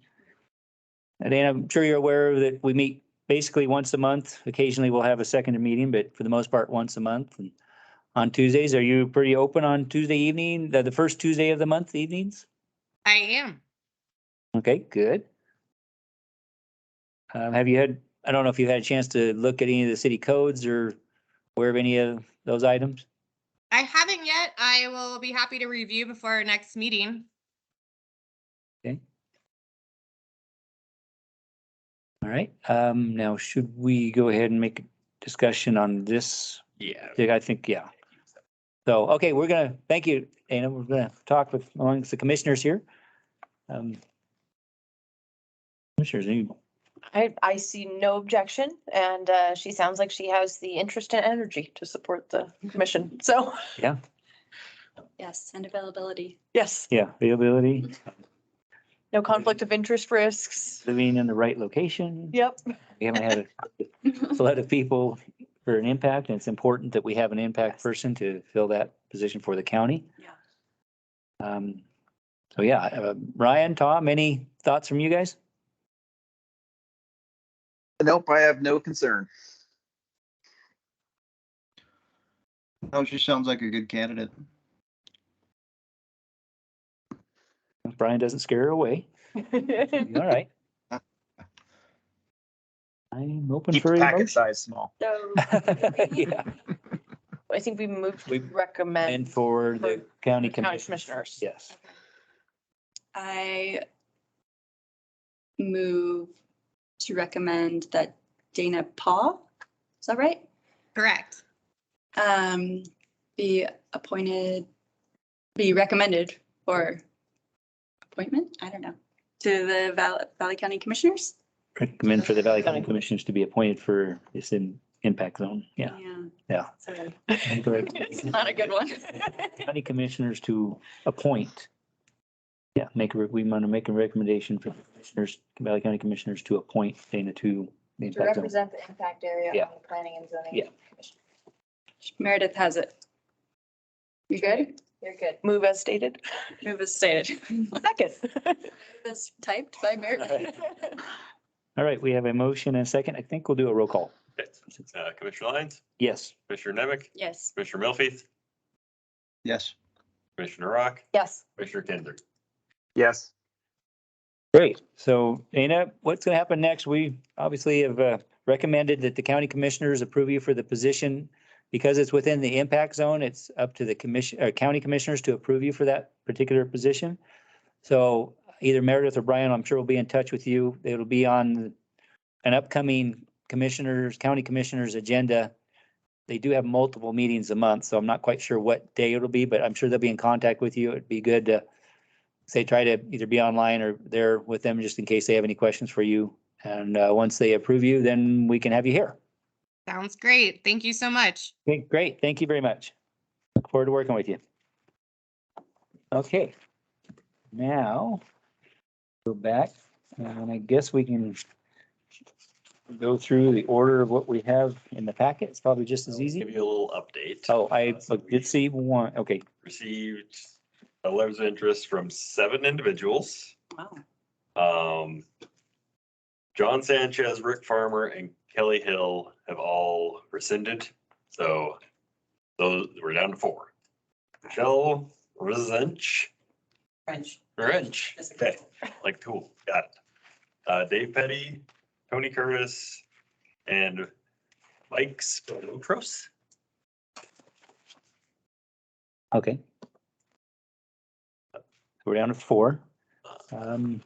We do have an extra month before Christina is, So this is appointing, yes, this is replacing Christina's position, which won't be vacated until May. So if you guys want to gather more information, ask questions. Well, I'm just wondering, like, we have so many applicants, should we consider? Or just wait until April? You could, for example, recommend that all of the interested parties come in and sit down with staff and talk to us. Or I meant something like that. for my, Oh. I'm just wondering if we shouldn't consider, I'm trying to get out of here early. well, no. No, that's not it at all, but sometimes we don't have any applicants and this time around we have 4 applicants and I'm just wondering if we should take advantage of that, that's all. I think we should. I don't Yeah. think there's reason to delay. Okay. Just the appointment would begin upon your completion of service, I guess. Yeah, we would. Because, yeah, I don't think we want to wait because if Okay. anything changes, we got live bodies. We don't want to let them go. That's what I Yeah. think too. Are we saying that out loud? But yeah, and they spent the time obviously to be here for the meeting Absolutely. and I know how that is. So, Is that okay? Like, are we allowed to do that? Yeah, so Okay. like I said, I think if you guys want to gather more information, make some requests that they meet with us or, provide more information so you can make a more informed decision in the next meeting. I think that would be a good use of your time at this point and then make a recommendation at the next. yeah, you can kind of see it. So I think we'll go basically with what we have in the packet. There's no real set order, so other than what's in the packet. So Michelle Wrench, if you'd like to introduce yourself? Up here, so you don't have to. You can go. Screen. Oh, of course.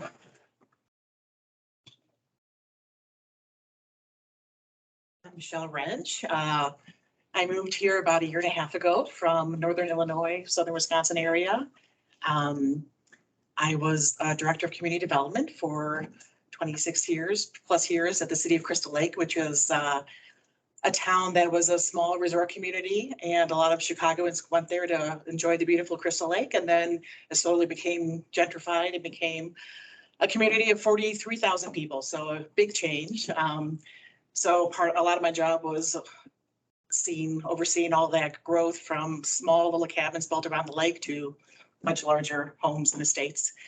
I've retired and I've come here. My brother lives here, and so we visited him for years and fell in love with the area. And so my son was ready to start high school, so we started here. And in the past 1.5 years, I have been loving every day here. And I've joined the McCall Redevelopment Agency. I've served on that board for about 1 year now, and so that's the new district, closing out the old and the new. Became a master gardener here in town for the Valley County. Have volunteered with the high school, but I believe strongly in contributing to the community you live in. And I've staffed about 25 years of planning and zoning commission meetings. And congratulations on a well-run meeting. I mean, it was a delight to be here tonight and I missed it. So I think it is a very hardworking group and it's something that the city council really relies on, is that good work happens here. And so if I could be part of that, I would like to. Great. If you have any questions for me, I'd be happy to answer them. I think same thing. You obviously understand the time commitment and need to be at the meetings with the quorums and everything. Obviously, you've Betcha. dealt with that for quite a few years and sounds like you're retired, so you have lots of extra time. I'll read that packet. Yeah. Commissioners, any other questions? It sounds No like question. a lot of great stuff. Great. Oh, When did you move to Valley County? Just, August of 20, a year and a half ago, whatever. okay. Yeah, but So it's, For time. yeah, there's 2 years. It's Ah. not. oh, well, there we go. Yeah. okay, well, Okay.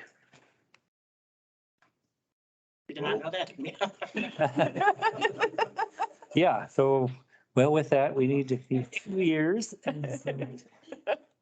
Definitely, we'll probably keep you in mind for this. Sounds good. I was thinking it was a year and a half, but it is 2 years.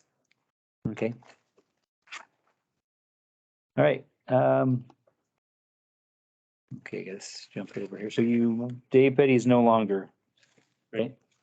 He was here. Not here. But he was one that, Indicated he is, as far as I know, still interested. Okay. okay. And Tony is here. Tony, if you'd like to- Down to 3. Working our way through the list here. So some of you guys I know, some of you don't. My name is Tony Curtis. I moved to McCall back in 2001. So I think I meet the time requirement by a tiny bit. Moved here early on, did a lot of building and remodeling. We did some big projects around town. I joined the fire department in 2002. I think I was the first female firefighter to join our lovely department here. Volunteered services there for about 11, almost 12 years on there while I was doing construction remodeling. Kind of since moved out of that, ran a little bit in maybe some property management, short-term rental stuff, didn't really care for that aspect of it, moved into real estate perspective, and that's kind of what I do right now. Definitely have a passion for local housing projects. I've been involved with working with some developers on the Colorado townhouses, a couple other projects here in town. I sat on the Housing Advisory Committee. I participated in the Housing Action Plan and the steering committee that went with that, full plan being put together. Currently, my other volunteer role is as a lot commissioner. So I work on that committee as well. So through just various projects, things I've done, I've definitely got a pretty good understanding of city code, zoning regulations, understand the comprehensive plan, sewer district challenges, some of the other things that we face here that kind of we all deal with in development and growth.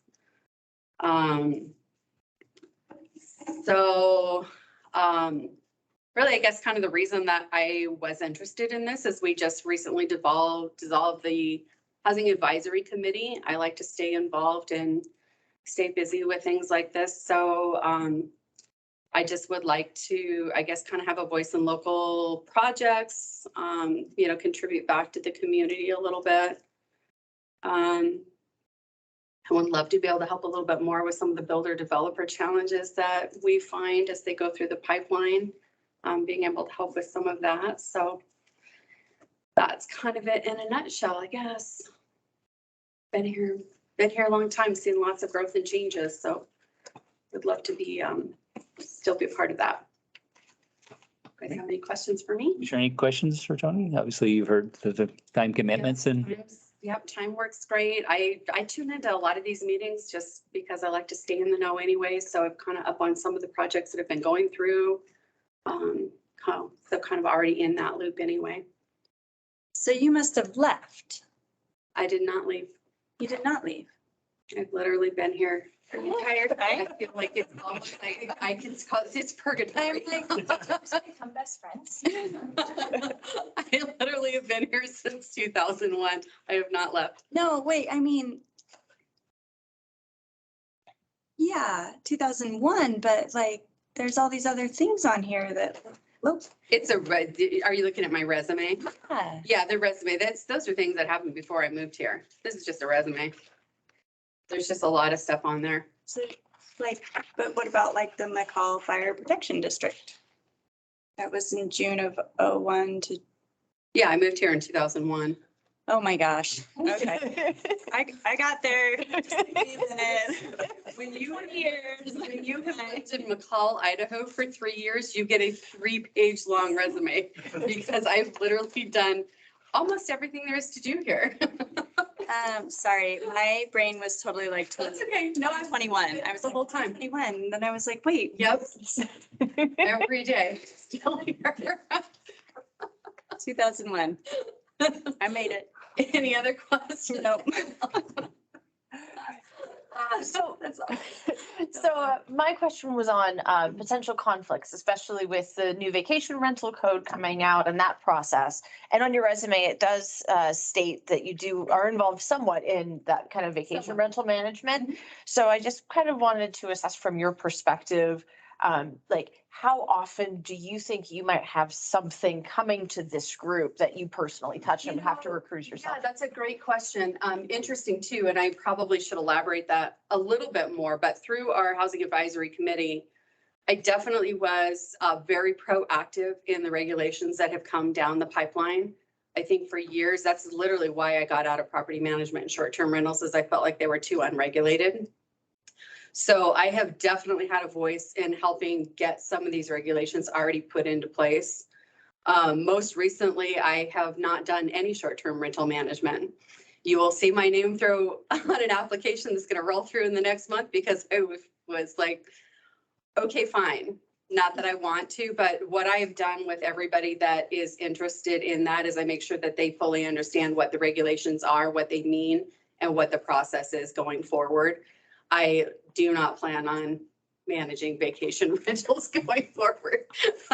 It was a client and said, I'm only buying the house if you manage it. And I was like, well, fine, as long as I'm right next door, then that's fine. But other than that, so it is not a focus of my business, actually. All right. I'm really much more involved in, other types of development kinds of things for the city. So, but that's a great question. Thank you for asking that. Okay. Yeah. okay, great. Okay. Thank you, guys. Okay, and then we have Mike Spiltros, or is that one that withdrew? Felt was here earlier. And just left. Who's here to comment on that design review, but he's gonna send us a letter. Oh, the one that was. Which one? Yeah, okay, who? We already did Dane. Mike. Rick withdrew. Was it John Sanchez or he withdrew? That's it? Dave Petty. Dave Petty. Or- Also invited to the meeting. And that's the one who didn't show Well, up. he was the one who showed up for the area of impact Yes, position. that's right, because he was here for the impact and we couldn't do it for Right. his impact. We needed to advertise it. But so he's very interested. Yeah. Yes.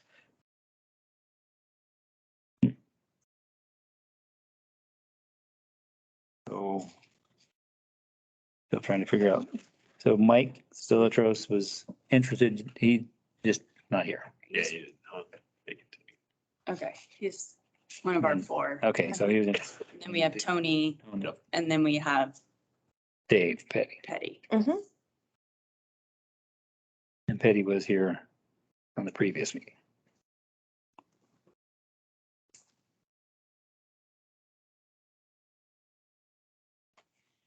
Well, first thoughts?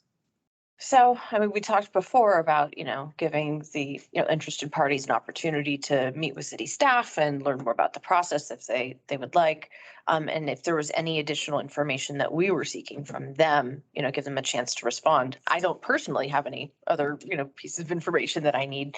But I would like to hear from the other interested applicants if we have that opportunity. So my recommendation would be to communicate to the interested parties that they have an opportunity to touch base with city staff if they would so like, and that we can come together and make a decision after hearing from Dave and Mike next month. Okay. Yeah, I think we're not really having this position start until September.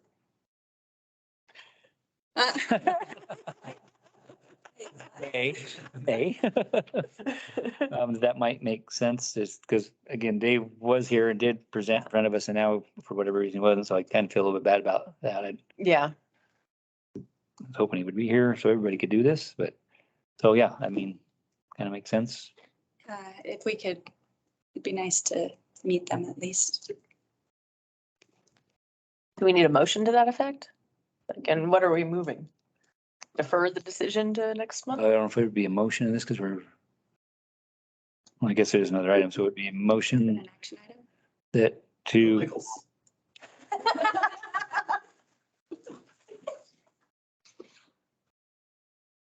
and he's gone. Okay. I think it just, we could make a motion if we choose to. So if we want to make a motion to move the review and appointment to the next month's meeting to allow time for all applicants to be here and make a decision on that day. And then applicants are encouraged to discuss or meet with staff. Yeah, so moved. Okay. I know, I'm like, you have to do it this. I can do it. So we'll do that. So Yeah, so moved. second. I like it. We have a motion and a second. All in favor? Aye. Aye. Aye. Aye. All right. All opposed? Hearing none. Motion's carried. Thank you, Tony. See you next month. And Yeah. I think she has to come in again. and I don't know if you necessarily need to come in the next I know, meeting. Since you're here, well, yeah. Yeah, So we're just gonna. I think we all were noticed the same time frame, right? To be Yeah, here. I got all Okay. one email. Okay. All right. I don't remember. I mean, I remember him being here, but I don't remember him. I don't know. I think the Yeah, discussion because it was. was the impact zone. Yeah. So, because the other guy was here, but it was impact zone, so it kind of got messed up with. Okay, well, we'll just plan on next month. Okay. All right, thank you, guys. Bye, Tony. Bye. And then I guess the upcoming meeting agenda. We have. The fun is just, okay. We have the items continued this evening. We have a conditional use permit for a salon on Warren Wagon Road that has gone through the pre-application. We have a design review for the site design of the school district employee housing, but not for the. It does include two structures now. It does not include two It structures. does include. It does include two structures. That's wildly specific. We have maybe, depending on review of materials, one of the first short-term rental conditional use permit parties to manage. We have a final plat and PUD final plan for the Coy Estates project way down out the One of the southwest. 3 or 4 lots there off of Pine Terrace or, 9. or it was the Deming? Okay, that's not the one I'm thinking. Still pretty small. Chad and Coy. Yeah, Chad and go that corner one. Yeah. And then everything else is just early applications for May, but these ones are all kind of interesting. Fitted into what I guess works for an application for it. So, any other ones on your radar, Brian? River Ranch. Final plat. Oh, yeah, I saw that one, sorry, I forgot. They're, okay. There are a couple of others that are For the phase 3. contingent on getting all the stuff together. So you're gonna have to work different for your brain. Yeah, there's gonna be a lot going on. Out of our area of expertise, just kidding. Didn't think there was such a thing. Okay. Well, with that, I think that covers everything. Open for a motion to adjourn. I move to adjourn. I second. A motion and a second to adjourn. All in favor? Aye. Aye. All right, we are adjourned. Thank you much, guys. Thank you, Bill. Thanks for putting up with me. Yeah. Good night. Good night.